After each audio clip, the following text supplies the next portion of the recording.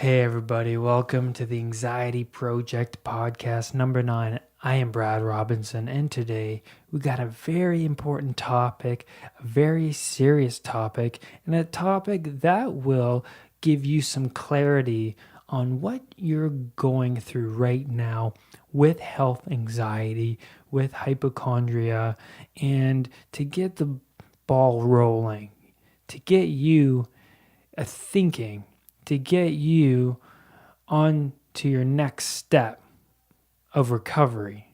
And it's important that we recognize and we learn all about what is going on in your brain when you're having a panic attack, when you're obsessing over horrible thoughts that are related to diseases and illnesses that you might have, and why you're really walking around with your fight or flight sensations going off and you don't really know why. Why are they going off? So let's tackle health anxiety and the symptoms and what you're really going through. Now, we must remember that we have around 65 to 70,000 thoughts a day. So what thoughts are you entertaining on a daily basis? You know, when you're going through anxiety, you're focusing on the negatives. So during the day, do you ever notice yourself picking out the negatives of what people are saying? Like at the core, like when you're sitting down having coffee and you pick up somebody talking about, oh, Suzanne has a serious illness, and then you home in on that and you go, wait a minute, what? And then you home in on that particular thing. But when most of the conversation is about joy and or like good things, we don't really pick up on that. We mostly, our attention goes to that topic where, oh, that hurt an illness. I'm going to home in on that, what she's talking about or what he's talking about. And you just kind of pick that up. And you go through that during the day. Now, we magnify the smallest things. We have like a pain in our side and we have like body zaps or maybe muscle spasm or something like that, and we magnify it. We have a bump or like a mole or something. I used to do this so often that I would look at it and inspect it, and like family members would be go like, stop that, you know what I mean? Like, that's what health anxiety sufferers do. We inspect everything thoroughly. Everything it looks like an off color, well, then we start to panic a bit, right?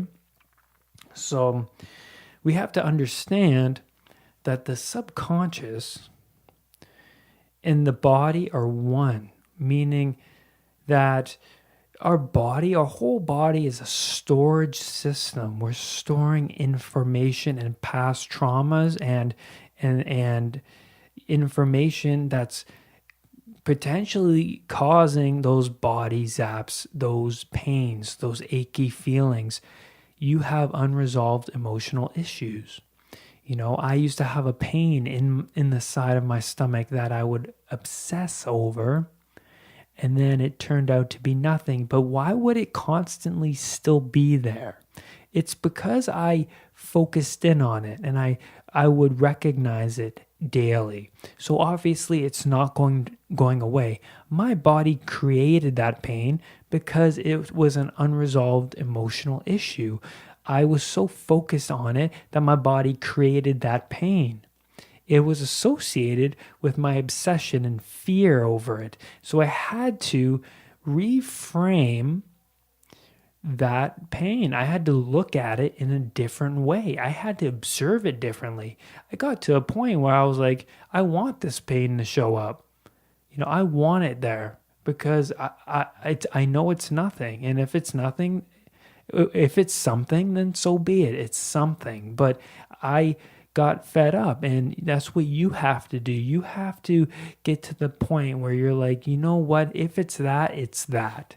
You got to look at it differently, because if you're obsessing over it and you start giving that pain emotion, you're emotionally reacting to it. It's kind of like your identity. You're making it your identity. You wake up in the morning and you recognize the pain because it's a part of you now. You made it a part of you.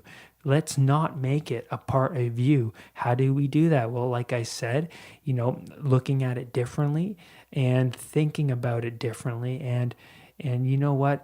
If you have like heart palpitations when you go to the gym, which is so common, you look at it differently.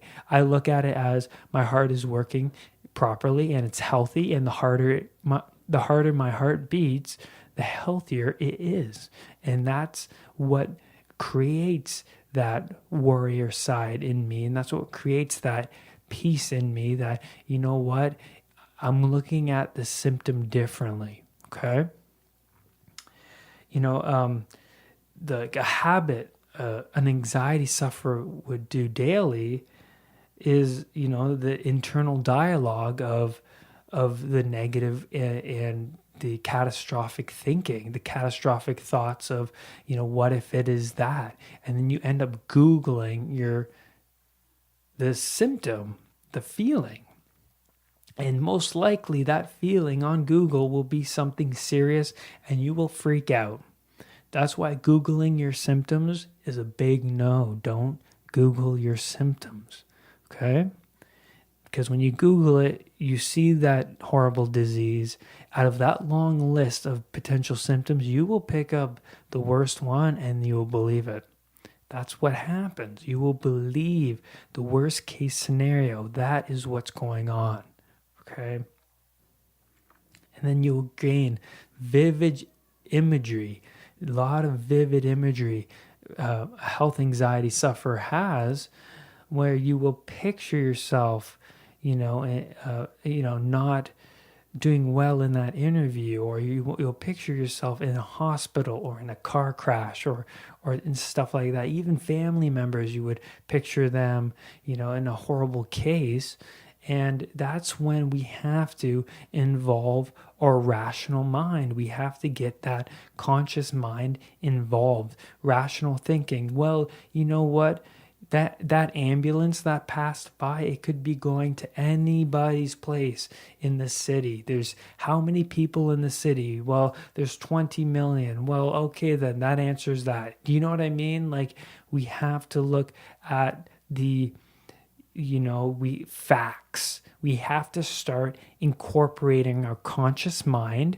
We have to start laying down facts. When we start, overthinking, when we start catastrophizing situations and thoughts, we have to start incorporating our rational thinking, okay? Good ways to, get over health anxiety, to tackle it. You have to prepare yourself to confront, okay? Understand what it will feel like to overcome the sensations. Understand what it will feel like to overcome the sensations. Sit quietly in a meditative, spot, in your meditation room or wherever, and visualize what it will be like, what your posture will be like, what your expressions will be like to overcome, and the sensations. And look ahead, and like in 2 years' time, where do you see yourself? How do you want to feel? What do you want to be like, would look like in 2 years' time? So this is vivid imagery exercises that works. It's part of the law of attraction.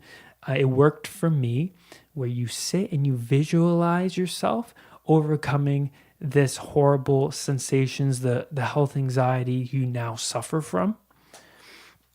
And you have to confront the information causing the sensations. Like I said, put down the facts. Put down, I'm internally focused on it. I saw the doctor once. She said it was fine. Why am I still worried about it? You have to lay down the facts and get your rational mind involved and be like, you know what? These sensations are not life-threatening.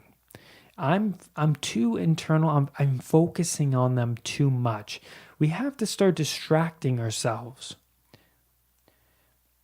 We have to get our other five senses involved. We have to get involved with different activities, maybe photography, where you're taking your mind off of you and you're putting it on your external world. Things like that, it will help you. Find a calm place to sit or lay down and begin to imagine the first time you had a panic attack. So this is super important. I did this once and I got really emotional and, things bubbled up. And this is a reframing exercise used in NLP. And what this does is it'll bring up the past experience, and you will look at the experience differently in your mind, and you will go over the event differently. You will go over the panic attack differently, and in a way where you visualize how you would have wanted it to go before. So, for instance, I had a panic attack at an art gallery, which was like a huge panic attack, the biggest one I had. And I went back to that experience when it went over the movie, and I looked at it differently. I started paying attention to the paintings in my mind rather than the sensations. I started to use my rational thinking when I was playing back that moment, and I was like, you know what? These sensations don't mean that I have anxiety. It means that I have undealt issues and I'm going to deal with them, and if it's going to kill me, let it kill me, and things like that. Like I used the facts instead, and I went over the movie again in my mind, and I realized after this exercise, when I imagined myself differently in the movie, how I wanted it to go, and I had great posture, and I was standing upright, and I was engaging in my girlfriend, or I was just breathing properly, breathing heavily. I was laughing and smiling, and I reframed it that way, and after that I felt lighter. I felt like I dealt with something important in my life, that I didn't push it aside, because when you push something aside subconsciously, it'll store, right? Maybe that's why you're getting a pain in your side, is because you're storing something traumatic, right? So there's these many experiences that we have that we need to deal with. So that exercise is a reframing exercise where you sit down and you go over the experience, and then after that, you will feel lighter, and you will feel like you've dealt with it. And the next time the sensations will come up, already how to deal with it, because in that mind movie you just played, it'll come about the next time, right? You've used your rational mind, and it'll come into play the next time you get sensations. So that is a fantastic technique that you must do in order to get your rational mind going, get your senses going. And, it's great that, that you do that, because now you have a more solid platform the next time you have an attack or you get sensations, stuff like that. So it must be practiced constantly. Like, do these exercises for different events that have happened in your past, and then things will start feeling lighter. Things will be lighter on you. So today we tackled the sensations and how we can sort of use our rational mind to counteract the sensations, to kind of lay some facts down. And journaling is a fantastic one. I can't say this enough, journaling your sensations every morning down, what you feel and how you view yourself in a journal every morning is so important. But that's what I wanted to talk to you guys today. Just like, recognizing those sensations and what we can do to counter them and start getting into a better place. And that's where I'll leave you with today. Write this all down, listen to it again. If you know somebody who is suffering, please share this podcast with them. It helped me. This is a natural way to desensitize yourself, and it's fantastic. So I'm going to leave you with that. Goodbye, warriors, and I love you all. We can get past anxiety together. I love you.